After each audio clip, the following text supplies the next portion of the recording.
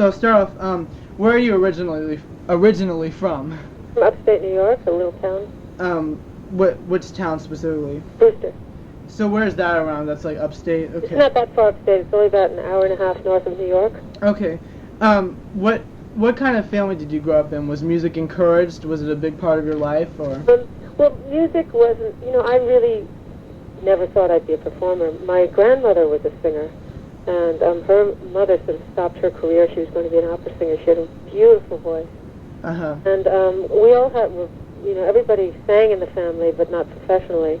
And we just would sing around the dinner table. I have 3 brothers and a sister. Right. And we were always singing. We're Irish, so yeah, it was always encouraged, but it wasn't anything that I ever thought I'd do. And my mother used to hear me sing, by myself, and she used to say, well, "Don't you want to be a singer?" And no.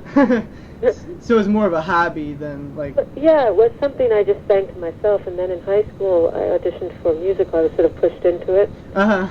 By your family, or? By my mother and my music teacher, because they said, "You have a great voice." And no.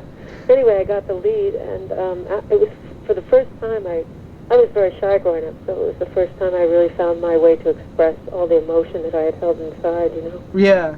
So you actually, like professional-wise, you got into acting before singing, right? Well, it was a musical, so it was both, but I didn't really understand that it was my voice that was going to take over. Right after high school, I went right to acting school and started auditioning for musicals and things. Yeah. So, do you still do any acting at all? I acted in a film. I had the lead in a film in Australia. Oh, really? And, but my first paying job in the business, I auditioned for a lot of things. My first paying job was singing background for Leonard Cohen. Do you know Leonard Cohen? Yeah, I remember reading that. I'm not familiar with his music a lot, but I've heard a lot about him. Leonard's really a poet who puts his poetry to music. In Europe, he's got a really powerful following. You should listen to his stuff. It's pretty profound. Yeah, I know they got like a tribute out to him now. Right. Yeah, I'll have to check that out. So, in your early days in the music business, did you have to struggle? I mean, did you know anything about what the music business was like? Nothing. So how did you go about getting a record deal or what have you? What I did is once I toured with Leonard, I went on a 4-month tour in Europe, which was really exciting, and it was a great learning experience. And it was then that I realized that it was my voice that I wanted to, follow. And I came back after the tour. I came back to the city. And I just started auditioning I got a manager and started auditioning for record companies, and I started writing.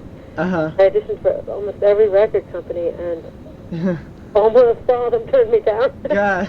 Except for Atlantic Records, and Ahmet Erdogan, who's the founder of Atlantic, signed me. Right, yeah. And then I came out with my first record, and off she went. Yeah. So over the years in recording your albums, have you had control over the material that goes on to them? In the beginning, I've always had pretty much the last say. I'd have to love a song before I recorded it. Yeah. Now I have more control simply because I've learned a lot more. I know how to, I know about production. I know all the instruments. I just have so much more knowledge. In the beginning, I just sang, and I knew what I liked, and I had a good ear for what I liked, but that was it. But obviously now I have more control than I did in the beginning. Yeah. Okay, so I know your first 3 albums were really big here, and then it seemed like it kind of it wasn't as big. I mean, did that kind of take a toll on you? The 4 albums were big. Okay, yeah. So I mean, did that change your perspective about the industry at all, or? Well, no. It's just that sometimes it works and sometimes it doesn't. It's just sometimes, and what I did is I learned what I did wrong, and what. So what happens is you just have to follow where you are at that moment, and sometimes it doesn't become the big commercial success. Right. And you learn from it. I mean, it's not always going to be, success. Sometimes you're going to have lows, and then you're going to be successful again, and then you might have lows. And yeah. It's the way life is. Yeah. So the most important thing in this business is don't take yourself too seriously. Yeah. That's why people become so full of themselves and all that. Yeah, so you try to stay away from that. I like to keep my personal life separate, and then I have my professional life. Yeah. So you do a lot of touring internationally, don't you? So, is there any big differences like overseas, there compared to the U.S. as far as the music industry? Well, Or the music you just... find that American music is pretty popular everywhere, except that you'll find that there's the domestic music for each country is more popular there than, in other words, there are more domestic artists than there are international artists like myself. Right. There aren't that many overseas artists that are big. Like I can, when I talk about overseas, I mean Americans. And, Right. I always went with Europe and Asia and Africa and South America were always real important to me, in Australia. So I always played to the world. I didn't just. A lot of artists, I think, make the mistake of just working in the United States. Yeah. And they forget about the rest of the world. But I did a lot of TV all over the world, and it's been the international market has been very good to me. Yeah. So, how has the music industry changed since you've come into it? I mean, it's been 13 years or so. I mean, has there been anything that you've particularly noticed? I think it's basically the same. You get a great record, you get it played, and it's a hit, Yeah. Like it gets a hit, and if it gets played enough, of course. Sometimes the record company doesn't do their job, and you have a great record that they don't promote properly, and then someone comes along a year later and records it, and the record company does a good job. I know you can relate to that. You said it. I mean, like The Power of Love and stuff like that. That breaks my heart. Yeah, I know. I thought your recording of that was really good, and that was, That was taking off, and then the record company sort of dropped the ball. Yeah. That'll happen, and Yeah. just have to go on. So, as far as changing, I just think that music has become a lot more fragmented. right. There are a lot of different factions. Do you have any desire to be involved in the business side of it at all? Do you keep up with your promotions people, or do you follow that at all, or do you just kind of? I'm involved.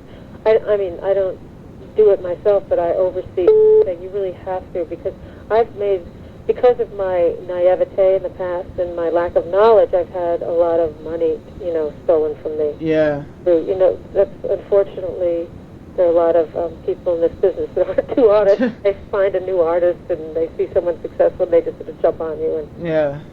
give me your money. Okay. So where is it? So I wanted to ask you, so I know you've dealt with some adversity over the last couple of years with death of close people. How has that strengthened you? I mean, obviously it's not positive. Right, But I know what you mean. Yeah, it has. Well, I really feel that when you lose someone that you love, I feel that it's not the end. I think that you can keep communicating with them, and you just try to think of them on a different level. You have to make it a positive thing. It's very sad, of course. Yeah. But they're onto something greater, and you can write about it. So would you say it comes out a lot in your music, like you express those feelings from that a lot in your music? Yes. Yeah, I can know, the more you experience in life, and the greater the writer you are, I think, because as long as you're a good writer. Yeah. You know what I mean.